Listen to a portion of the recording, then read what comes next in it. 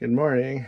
So we've been having intermittent water on the floor there and coming down this corner, and I finally figured out where it's coming from. I noticed it was coming out the bottom of this outlet right there. Well, inside here, that red thing is the water line, hot water. Underneath it's the cold water. Well, because the door was stupid, they put this outlet literally right on top of that, and it chafed that water line, and there's a pinhole there now. So anytime you turn the water on, there's a fine spray of water that was coming up. And the RV people couldn't even figure it out. I told them it's coming from this corner, yet they claimed the water was coming from there. And it didn't damage anything on this side except that door, which we don't have now, which is nice because now we can access it with the couch shut, the slide out. But basically when they had it and left the water on, when it was under pressure, the water would come down and it was sloped just right, and the water would go down this edge, and eventually it hit something, or just it fell and it got that corner of the door wet, and it got all, ruined. So I noticed it today dripping right here. And so basically I finally looked up and I see it wet here. This is after I took the shower apart, because I thought maybe there was a leak behind the shower knobs. Well, I didn't see anything. It was dry. So now I have to re-caulk this, which shouldn't be too hard. But basically, when you leave the water pump on a long time, the water goes down in the wall there. And if the RV's sitting right, it actually gets on the floor here too. So there's basically 3 places it'll collect depending on how it was sitting. And it's been doing that for, well, I noticed this one just this year. This one, I wonder if we always thought it was just from the slide out, because the slide outs, if you drive in rain a lot, sometimes you get some water. They're not 100% sealed, but I did fix that too, I think. So there's molding around the outside of the slide out. Well, either the caulking wore away or it started to delaminate, I don't know. But basically water would come in there in the corner, basically the corner outside bottom there, and there's a rail the couch is on, so it follows the rail, and then we're gonna get on the floor here. So the couch is dry and everything's dry because this is a box. So I fixed that leak by putting caulk on the outside. So hopefully once we fix this leak, we won't have any more leaks. That would be awesome. And basically they're all design flaws in my opinion. It's not like the roof was leaking like they thought. I mean, we'd have known if the air conditioner was leaking. This whole top corner would have been just ruined. This padding would have been wet. It never got wet. But yeah, I'm starting to wonder if it's worth buying a Thor. I've heard people say they're not made very well. No, I'm starting to kind of agree when they do stuff like this. They could have raised that outlet an inch or two and it wouldn't even have been near the water line. Instead, they put it practically right on top of it. I mean, that's just stupid. So we got some seal all, or this flex caulking stuff. I'm not sure what they're getting. And it has to cure, but it sounds like it'll work. I mean, it's a super tiny hole and it's only like 30 psi. And we don't have access to put a clamp around it because the 2 water lines are touching each other and they're rigid and they're flat against this wall. So we'd have to cut this wall out to fix it, really, to put a clamp around it, or to actually cut the piece out and put a new piece in. So hopefully this works. I think it'll work. We just can't use the water for a day, 24 hours maybe, I think. But at least we found the leak and it didn't get worse.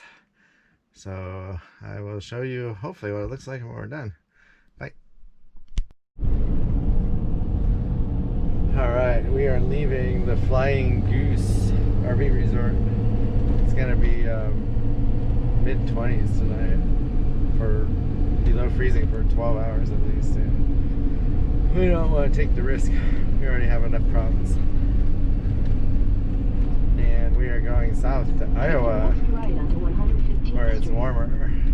The lows will be in the low to mid-30s instead.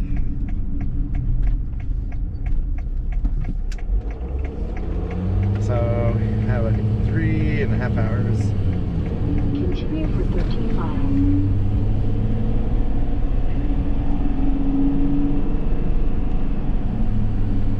Yeah, they have snow now in the middle of Minnesota for Wednesday, maybe? Like, not light snow, but snow. So, it's definitely cold. To get to the interstate. Alright, so we had a detour and we're on a highway, which is bad. So we have a time limit. And we're going away from the interstate. Should have maybe went north there. I wasn't thinking. I'm all turned around. But it's scenic.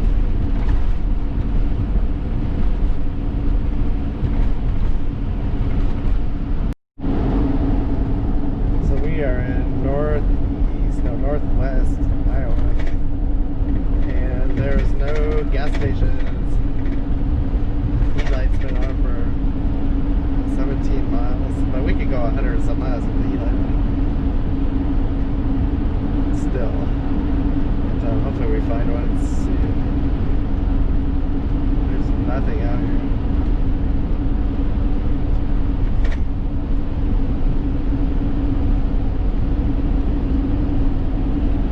Cornfields and windmills.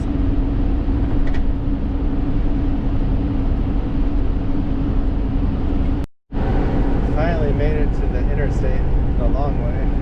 I think we're halfway to our campsite.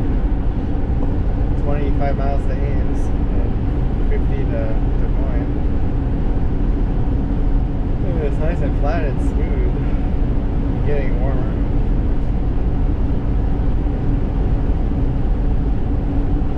We missed the welcome to Iowa because we took the side roads.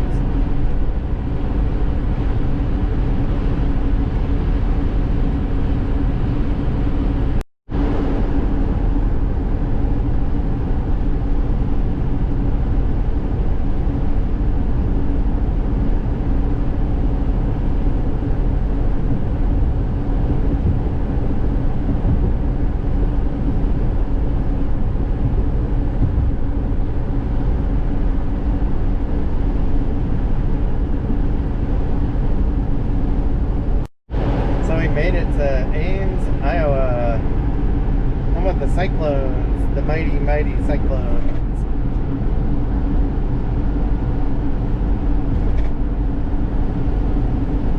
They have a nice arboretum here that we did once. And the historic downtown is nice. Unfortunately, you can't see any of it from the interstate.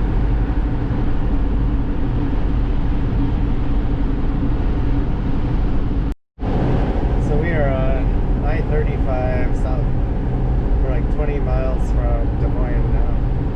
And sometime in the next few days, I might get Casey's pizza finally.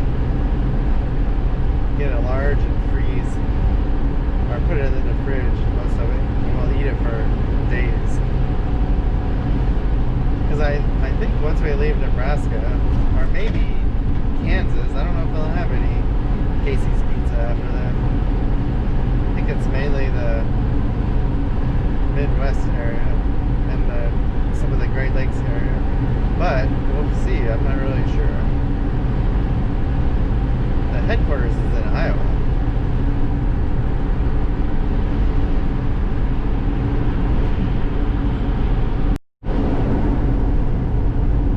So it's 45 degrees outside, and we have 40 miles to go. They must have had a decent snow last night. The houses, the roofs have snow on them, and there's snow along the road in the shady areas.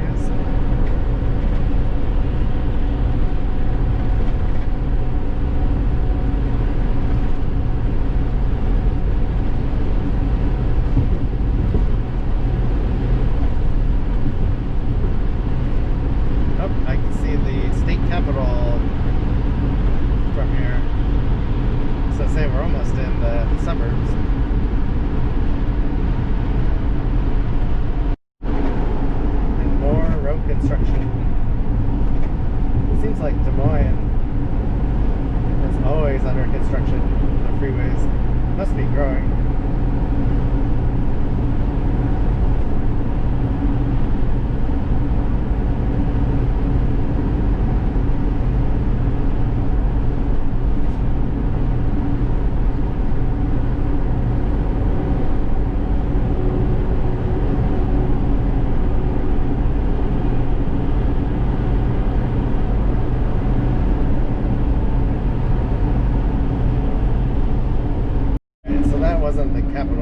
saw back there, that was just the tallest building in downtown Des Moines.